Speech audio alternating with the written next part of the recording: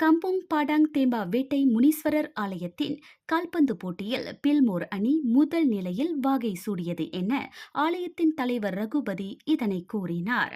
இந்திய இளைஞர்களை கால்பந்து விளையாட்டில் ஊக்குவிப்பதுடன் ஒன்றுபடுத்தும் நோக்கில் இப்போட்டி நடத்தப்பட்டது. முதல் முறையாக நடைபெற்ற இந்த போட்டியில் மொத்தம் 4 குழுக்கள் கலந்து கொண்டன. பயிற்சியாளர் சரஸ்குமார் மேற்பார்வையில் இந்த கால்பந்து போட்டி நடைபெற்றது.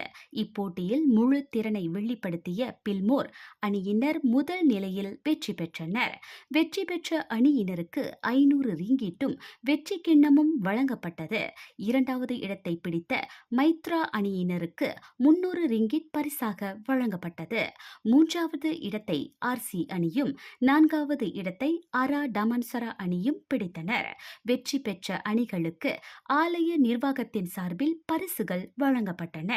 முதலாம் ஆண்டாக இருந்தாலும் இப்போட்டிக்கு மகத்தான ஆதரவு கிடைத்தது.